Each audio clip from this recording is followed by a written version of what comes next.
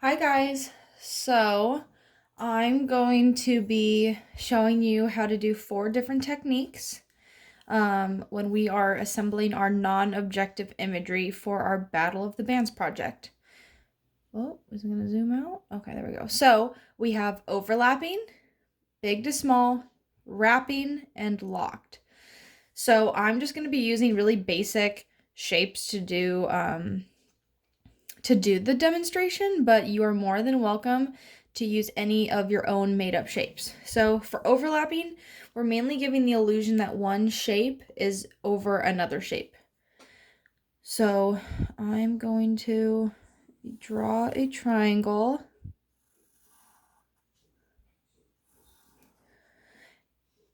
And then I'll maybe have a circle as my shape underneath. So as you can see, when I'm drawing my shape that's underneath, I'm not continuing the line through it. Because if I continue that line through it, then it won't look as if the triangle's over the circle. So whatever shape you do, just make sure that you don't continue the line through it. We're just giving the illusion as if the shape continues underneath.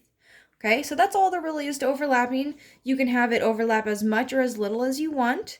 And when you're coloring, when you're adding your color and burnishing, try and mess around with your shading, because if something is over something else, there's usually a shadow that's casted.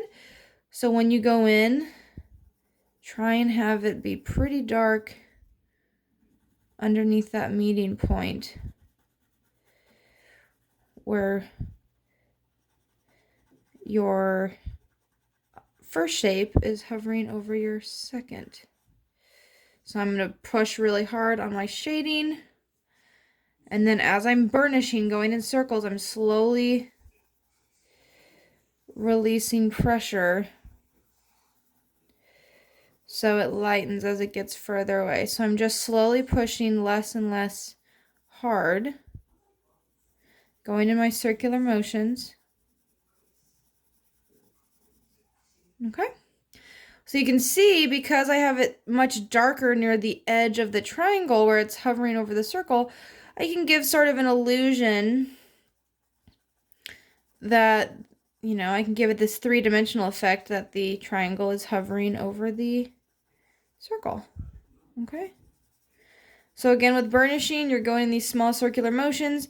Release your pressure. Make sure you're pressing really light to get very nice light colors. And you might need to go back over a little bit in here. Okay. So it just takes some layering. Layer, layer, layer. And then you can really lighten it as it gets further away.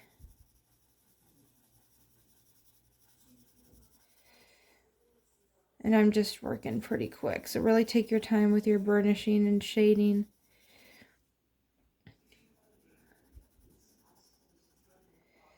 Okay. Okay. So now for big to small. With big to small, you can get the illusion that something is disappearing into the background. So again, I'm just going to use circles for this, but you can use really any shape you want. And so when you start out with your first shape, it's going to be the largest out of all of them. And to give the illusion as if it's disappearing in the background, we're going to be doing some similar stuff to overlapping, to where part of the circle gets smaller behind it. And it just kind of continues. And it's getting smaller. And you can spread them out as much as you want and have them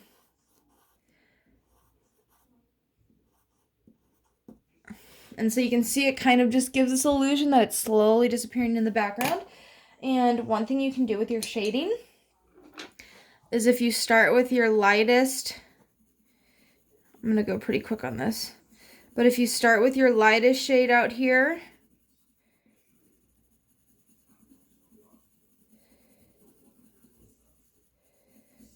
please go slower than how I'm going. I'm just trying to make sure I get through this pretty quick. You can slowly put more and more pressure each time, because as things go further into the background, they get darker. So if you just put a little bit more pressure than the next one before it, you can also help with the illusion of it disappearing into the background a little bit more. And you can go in with like different shades of green if you need to. If you need to like add a little bit more of a darker green as we get further back here. Okay. So I would just keep filling in. Oh, my light kind of went out a little bit. I would just keep slowly filling in until I get like to my darkest stuff way down there. Okay. So that is big to small. And then now we're going to move on to wrapping. And so with wrapping, it's basically just us giving the illusion. It's like overlapping, except we're going behind, over, behind, over, behind, over. So we're like going around something.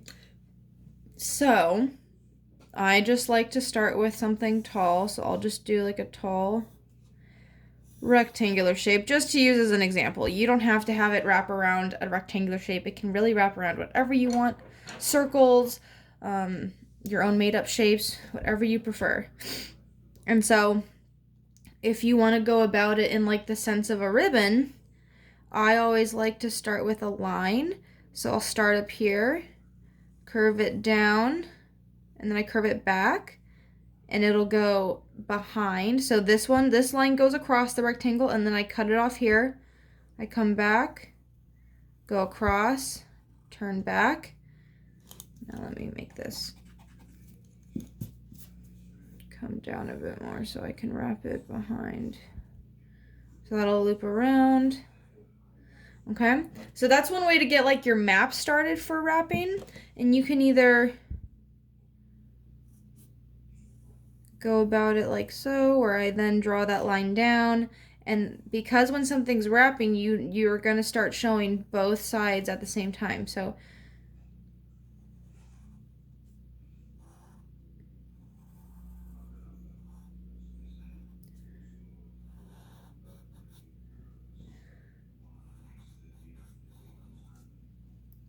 you'll just kind of have something like that. And then for the ribbon parts that go over the rectangle,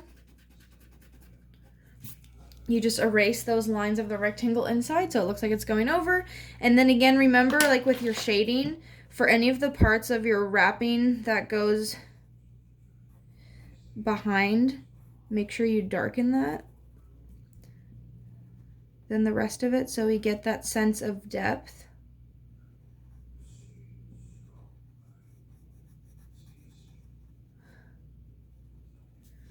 Okay.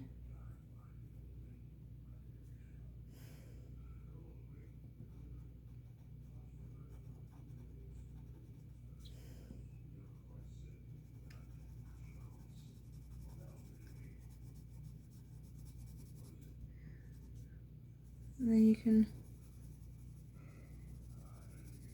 really lighten the fronts of these.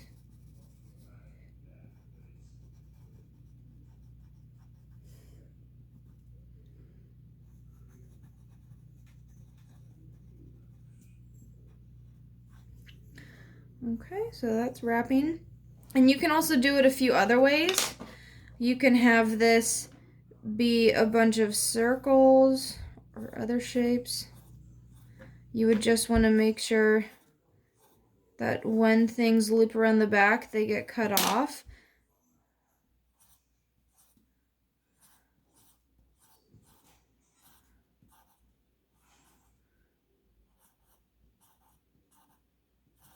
Okay, so you really can wrap anything around. You'll just want to pay attention to what's crossing in front and then what you cut off that goes behind, and then loop it back around and cut it back off on the other side. Okay? And then finally for locked, we're basically going to be like making shapes look like a chain link. So where they're kind of looped together. So I'm just going to start with 2 circles. You can again do this with any shape. It'll be the same no matter what. So if I have like this oval shape, whatever your shape is, you'll want to make a similar shaped loop in the middle. So if I have a triangle, I'll make a triangular shape. If I have a rectangle, I'll make a rectangular shape in the middle.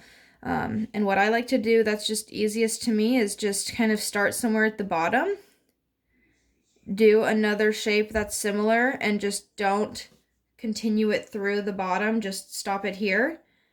And then I'll continue it and not continue it through so it looks like it goes behind. And then I'll just erase the 2 lines of this first shape. So then it has the illusion as if they're interlocked. And you can again do that with any shape. Like if I wanted to do that with a triangle, I would then do something similar.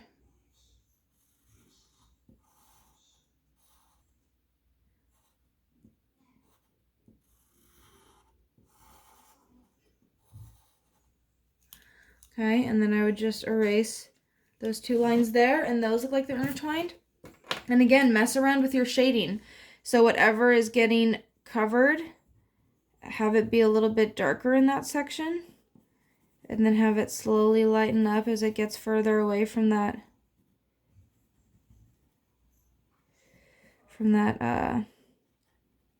overlapping.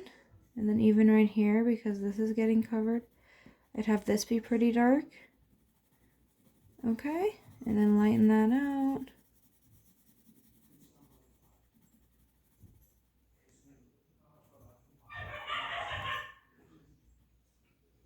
Okay. So I hope this was helpful. Please experiment with different shapes and really think about what kinds of shapes and colors and different layouts you might want to do for your non-objective imagery. Okay. So again, when you're thinking of your 2 songs, please look at the Battle of the Bands PowerPoint on our Google Classroom page and just look through those examples and see how those other students laid out their shapes, laid out their imagery, what you really like, what you might want to take ideas from. Please, please, please explore those. Okay? Thanks, guys.